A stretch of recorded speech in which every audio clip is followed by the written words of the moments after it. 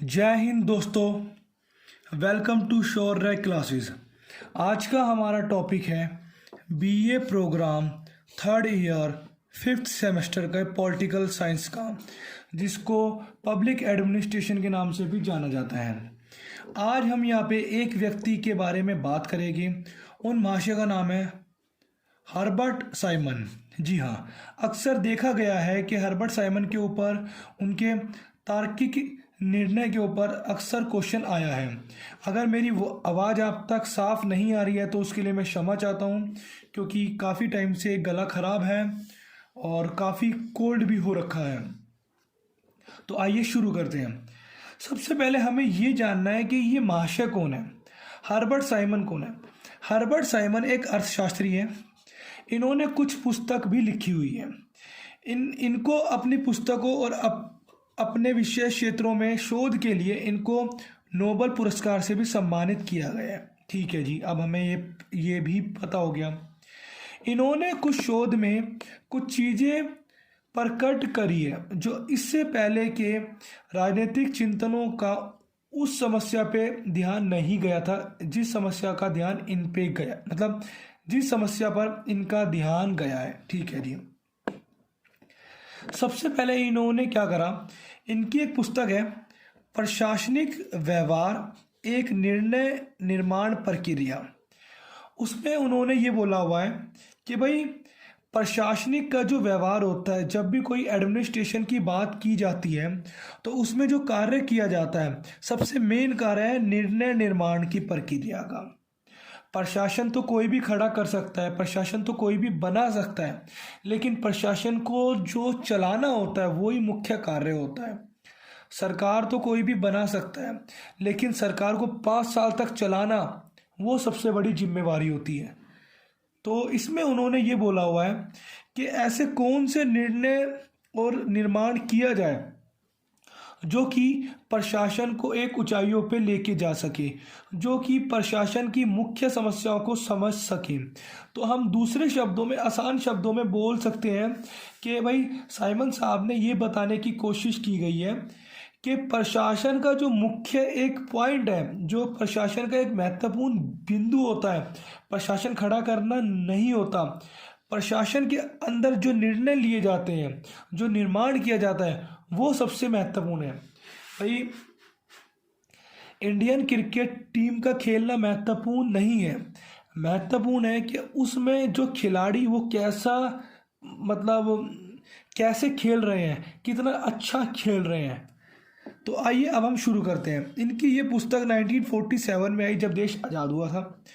इन्होंने एक पुस्तक में और इन्होंने एक अपनी पब्लिश की है एडमिनिस्ट्रेटिव बिहेवियर। इनकी एक और पुस्तक का नाम है एडमिनिस्ट्रेटिव बिहेवियर। उसमें इन्होंने ये बताने की कोशिश की है कि एक संगठन का बिहेवियर कैसा होना चाहिए। संगठन का मेन कार्य होता है पब्लिक की समस्या को सुलझाना, लोगों की समस्याओं को सोल्व करना।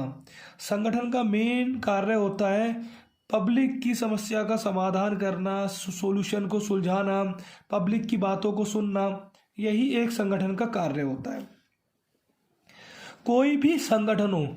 लेकिन उन्होंने यहाँ पे बेसिकली प्रशासनिक संगठन की बात की है। प्रशासनिक संगठन में उन्होंने एक पुस्तक एडमिनिस्ट्रेटिव बिहेवियर में बताने की कोशिश की है कि भाई जो निर्णय निर्माण होता है ना, कोई भी संगठन अपना तभी विकसित हो सकता है, वो डेवलप हो सकता है, सर्वप्रथम कार्य तभी कर पाएगा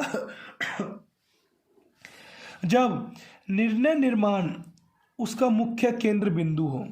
यहाँ पे एक एग्जाम्पल से हम समझ सकते हैं, भारत में समय समय पे सरकारें बदलती हैं, लेकिन सरकार सबसे ज़्यादा बार वही आती है जिसने अपना इम्पैक्ट अच्छा छोड़ा हो, जिसने अपने टाइम में अच्छे कार्य किए हो। जैसे अभी मोदी जी की सरकार आई है, तो फिर से वो क्यों आई है? क्योंकि उन्होंने अपनी सरकार के रहते कुछ अच्छे काम किए हैं। उन्होंने सरकार को अच्छी तरह से चलाने की कोशिश करी है। सरकार में उन्होंने समय समय पे निर्णय लिए हैं।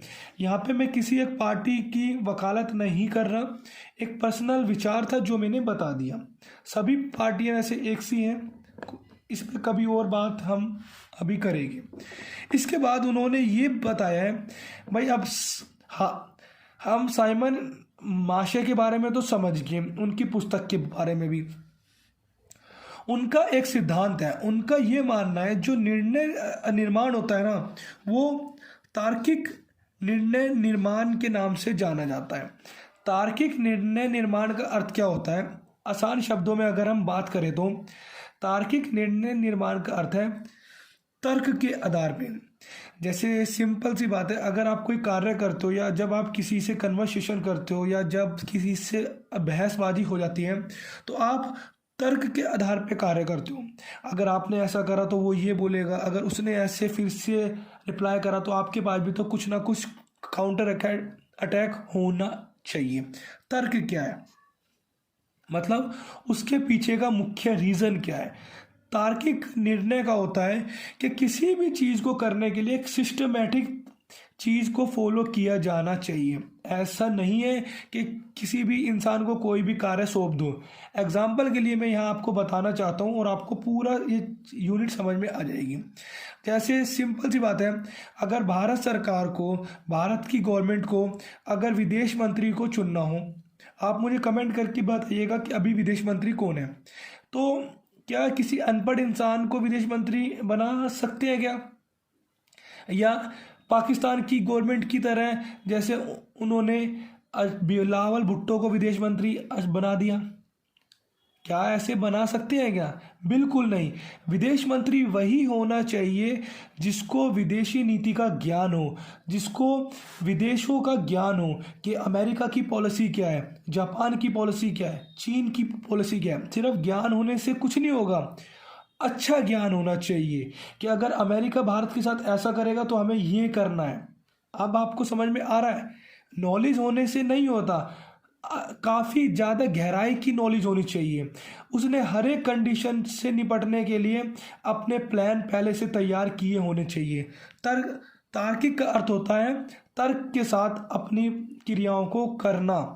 जैसे अगर भारत में किसी को एजुकेशन मिनिस्टर बनाना है तो क्या कोई ऐसे इंसान को एजुकेशन मिनिस्टर बना सकते हैं जो अनपढ़ हो? जब उसको खुद को एजुकेशन का महत्व नहीं पता तो क्या वो एजुकेशन के मतलब एजुकेशन का डेवलप कर पाएगा? क्या एजुकेशन में आने वाली समस्या को सोल्व कर पाएगा? बिल्कुल नहीं। पुराने समय में ऐसा होता था, परंतु आज के टाइम में ऐसा नहीं होता। तो तार्किक निर्णय निर्माण में उन्होंने ये बताने की कोशिश की गई है कि यह एक सार्वभौमिक प्रक्रिया है।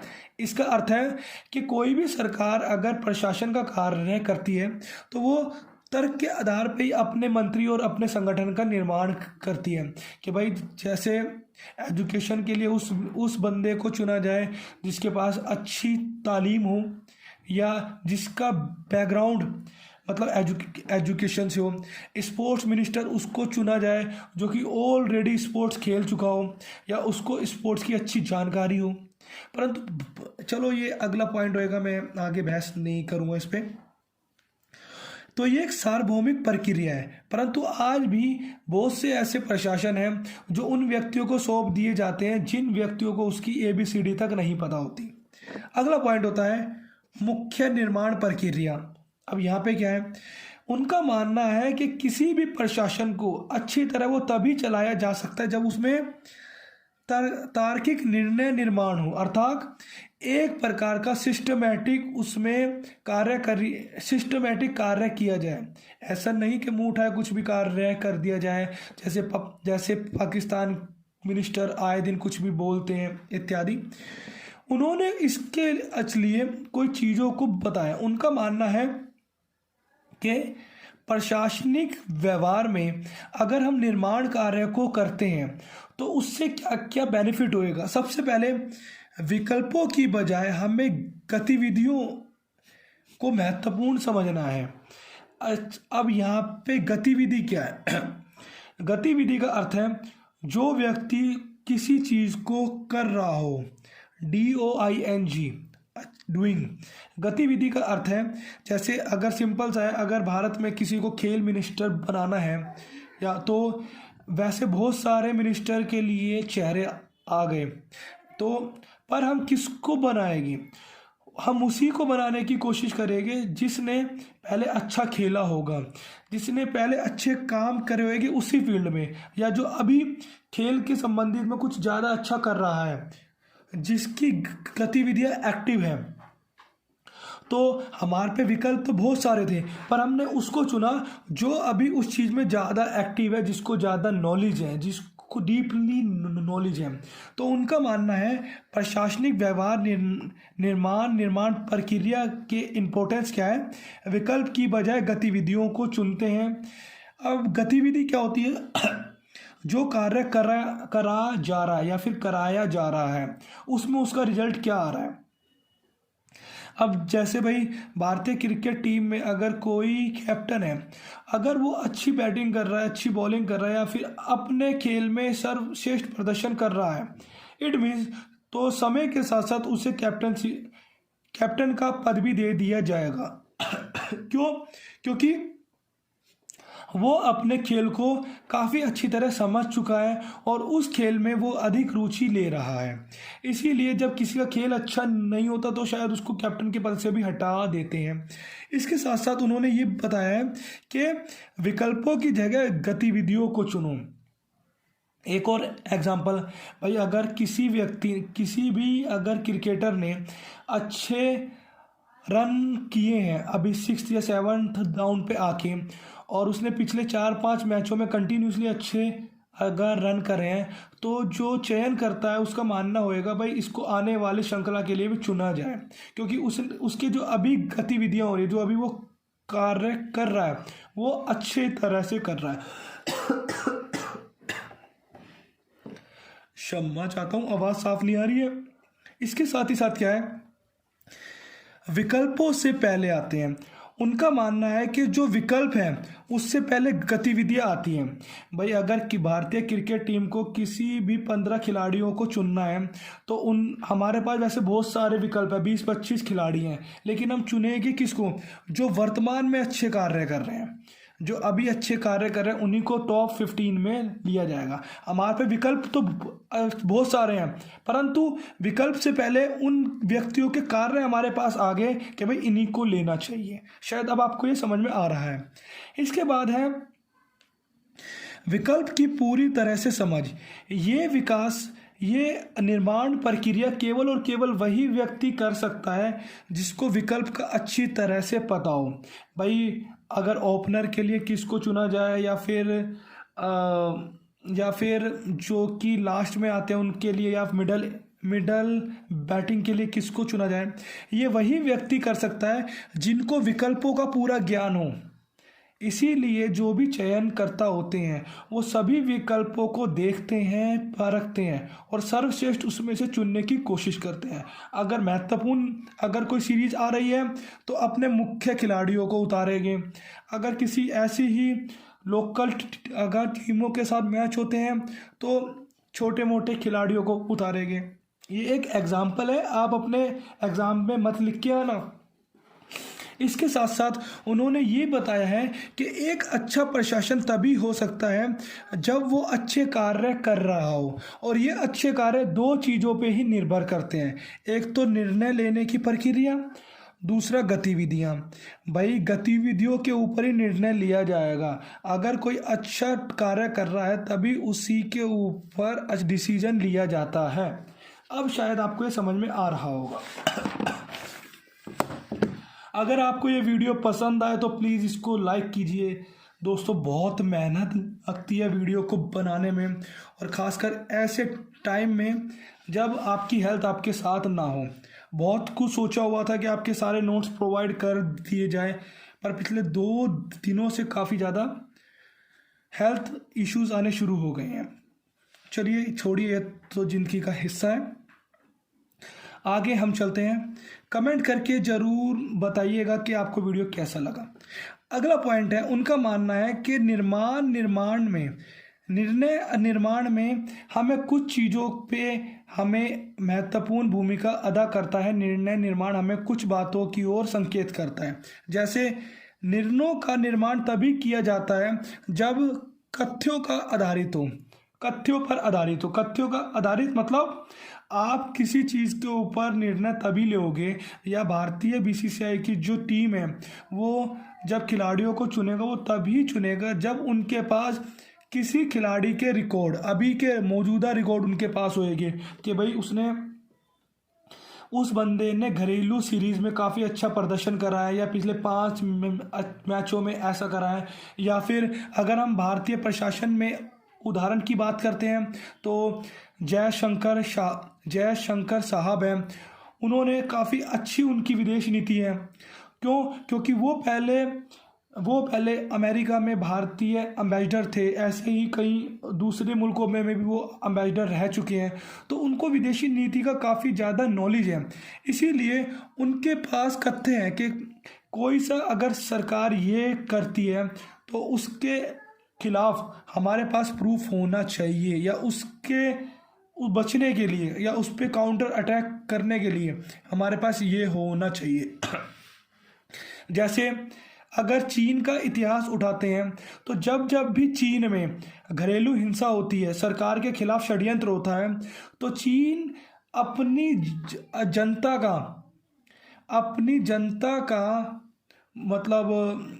जनता को डाइवर्ट करने के लिए अपने पड़ोसी मुल्क पे चीन आक्रमण कर देता है। जैसे अभी रिसेंटली हुआ है, अभी चीन के सैनिक भारतीय सीमा में आने की कोशिश कर रहे थे। अर्थात भारत ने ये पहले ही समझ लिया था, क्योंकि भारत के पास तथ्य थे कि चीन ने बार बार इतिहास में ऐसा करा है, इसलिए भारत ने उस सीमा पे अपने अधिक सैनिकों को रखा, सर्वश्रेष्ठ सैनिकों को रखा। भारत ने पहले से ही उस नीति पर निर्माण किया, निर्णय लिया और निर्माण पहले ही कर लिया था, क्योंकि हमें पता था उनकी मंशा क्या है।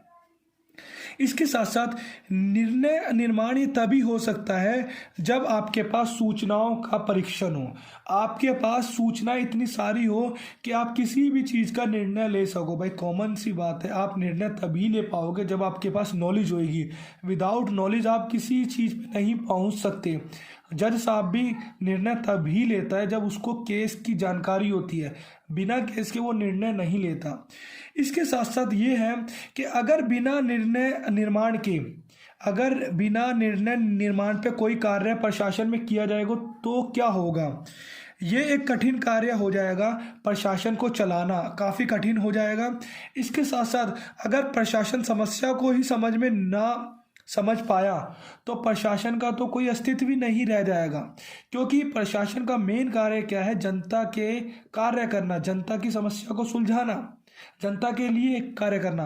अगर वो निर्णय निर्माण प्रक्रिया अच्छे से नहीं करेगा तो प्रशासन चंद हफ्तों में, चंद दिनों में ही टूट के बिखर जाएगा, फिर से कोई नया आंदोलन होगा और नई सत्ता आएगी। इसके बाद क्या बोला हुआ है, इसीलिए निर्णय निर्माण को सबसे महत्वपूर्ण अंग माना गया है। किसके अनुसार? इन भाष्य के अनुसार। इन भाष्य का नाम है हर्बर्ट साइमन के अनुसार। उनका मानना है कि कभी भी अगर निर्णय निर्माण किया जाता है तो कुछ महत्वपूर्ण उनके पॉइंट होते हैं। जैसे निर्णय निर्माण तभी किया जाएगा जब उसके ऊपर तर्क किया जाए। मतलब तर्क का अर्थ है बुद्धि से सोचा जाए, समझा जाए कि अगर किसी ने ऐसा करा है तो हमारे पे ये होना चाहिए, या फिर किसी ने ये करा है तो उसके अवज में ये चीज़ होनी चाहिए। अर्थात कोई भी कार्य कर रहे हैं तो उस पर सोच समझ के। इसके साथ साथ है तार्किक निर्णय निर्माता होने पर अगर संगठन, प्रशासन तार्किक निर्णय निर्माण करता है वो तभी करेगा जब उसको समस्याओं की पूरी जानकारी होगी, समस्याओं का ज्ञान होगा। अगर समस्या का उसको ज्ञान है तभी तो वो लोगों की समस्या को सुलझाएगा, तभी तो वो अच्छी तरह से अपने कार्य कर पाएगा। इसी के साथ साथ ये तभी अच्छी तरह कार्य किए जा सकते हैं जब विकल्पों की भी समझ उत्तम हो। भाई तार्किक निर्णय या फिर निर्णय लेने की प्रक्रिया तभी श्रेष्ठ मानी जाती है जब आपको ये पता हो कि आपके पास कौन कौन से हुक्म का क्या है, या आप कौन से टाइम पे किस चीज़ को आप इम्प्लीमेंट करना चाहते हो। जैसे मोदी सरकार है, वो अपनी पॉलिसी पहले से नहीं बताती, जब समय आता है वो तभी उसको बताने की कोशिश करती है। इट मीन्स क्या है ये तभी मुमकिन हो सकता है जब आपको आपके सभी विकल्पों की अच्छी जानकारी हो। अगर हम भारतीय क्रिकेट टीम की बात करें, अगर वो किसी से क्रिकेट मैच खेलती है, अगर हमें अपने सभी खिलाड़ियों की खूबियां पता है कि कौन कितना अच्छा खेल सकता है, कौन हिटिंग कम बॉलों पे कर सकता है, कौन अच्छी बॉलिंग करा सकता है मिडल ओवर पे, लास्ट ओवर में, तभी हम मैच के समय अपनी निर्णय निर्माण की नीति, जिसको हम पॉलिसी भी कह सकते हैं, वो तभी बनाता है और तभी मतलब मैच जीता जाता है। इसी के साथ साथ अगर हम बात करें कि निर्णय निर्माण के महत्व तत्व के साथ साथ, साइमन ने ये बोला, ये 3 बातों पे आधारित होती है। पहली बात है बौद्धिक गतिविधि, दूसरी है प्रारूप गतिविधि, तीसरी है चयन या फिर क्रियावर्ण। उसने ये बताने की कोशिश की है कि कोई भी प्रशासन एडमिनिस्ट्रेशन का कार्य 3 चीज़ों पे ही निर्भर करता है। पहला पॉइंट है बौद्धिक गतिविधि। बौद्धिक गतिविधि में 2 पॉइंटों पे फोकस किया गया है कि बौद्धिक गतिविधि के शब्द में ही इसका उत्तर है कि कोई भी निर्णय तभी लिया जाएगा जब उस पर बुद्धि के द्वारा सोचा जाएगा, या फिर घटनाओं की पहचान की जाएगी, या कोई भी समस्या अगर उत्पन्न हुई है तो उस समस्या का पहले पहचान की जानी चाहिए। इसके साथ साथ उसको आंकड़ों के अध्ययन भी किया जाना चाहिए कि भाई अगर ये समस्या उत्पन्न हुई है तो इस समस्या का सॉल्यूशन कैसे किया जाए। मतलब अगर हम इतने लोगों को इस कार्य पे लगाते हैं तो क्या होगा, इतने लोगों को लगाते हैं तो क्या होगा। इट मीन्स जो भी कार्य किए जाए वो तर्क के आधार पे किए जाए, बौद्धिक के आधार पे किए जाए। दूसरा उन्होंने ये बताया है कि प्रारूप क्या होता है। प्रारूप होता है विकल्पों का पता लगाना। भाई अगर 1% एक संगठन तभी अच्छा कार्य कर पाएगा, प्रशासन तभी अच्छी तरह काम कर पाएगा जब उसको घटनाओं का पता हो, समस्या का पता हो, साथ ही साथ ये भी पता हो कि प्रशासन के पास क्या है और क्या नहीं है। क्या है मतलब उसके पास कौन कौन से विकल्प है। अगर भारत की विदेशी नीति की बात करें तो भाई विदेशी नीति के लिए ऐसे व्यक्ति को चुनना चाहिए जिसको विदेशी नीति का काफ़ी अच्छी तरह ज्ञान हो।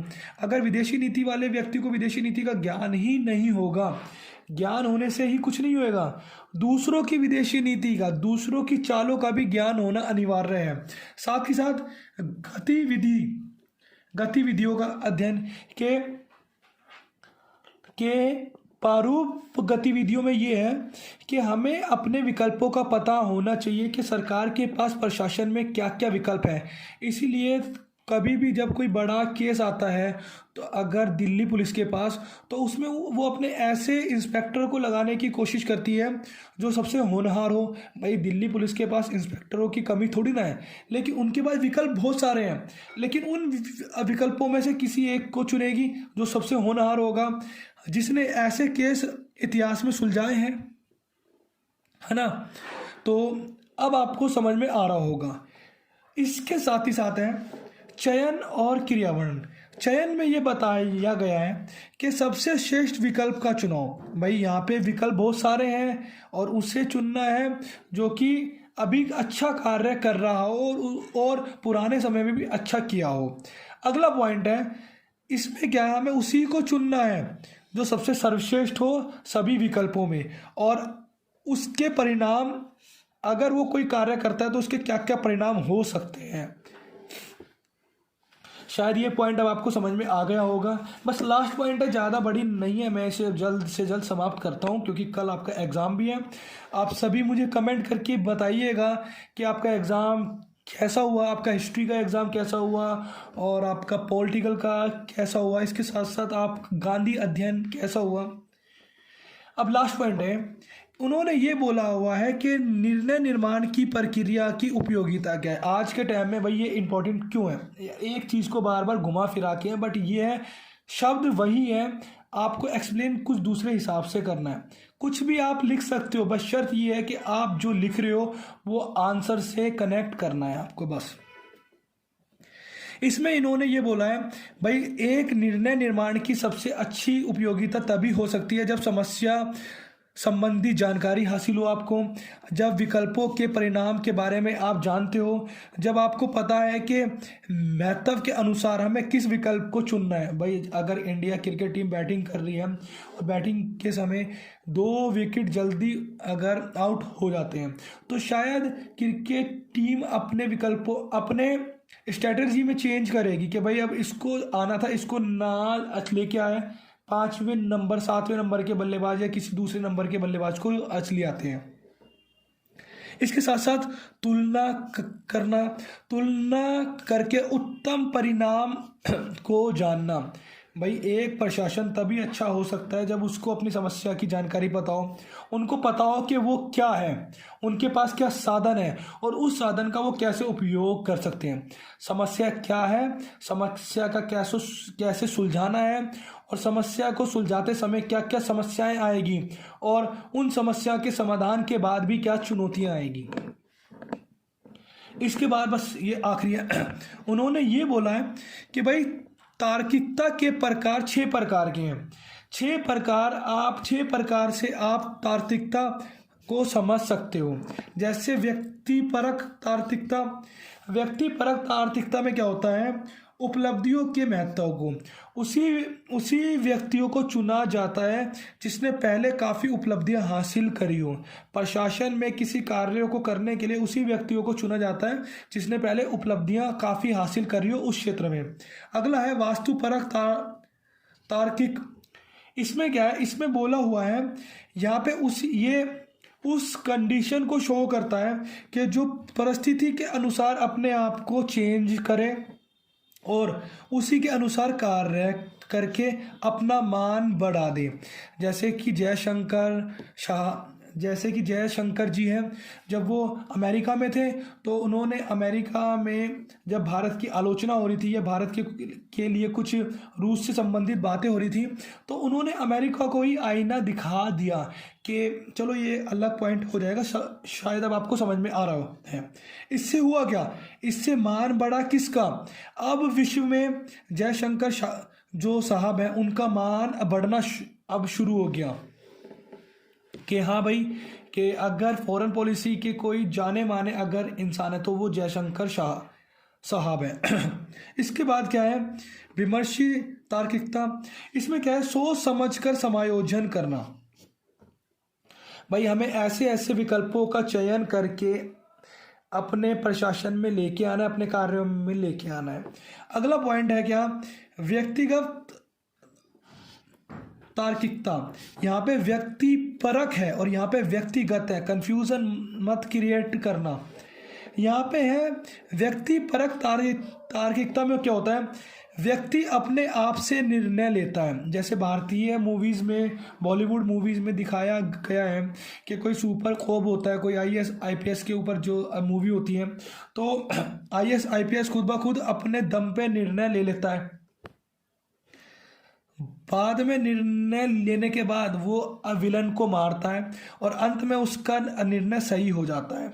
तो यहाँ बताया हुआ है कि व्यक्तिगत तार्किकता का अर्थ है कि व्यक्ति खुद से निर्णय लेता है कंडीशन को समझ के, ठीक है जी,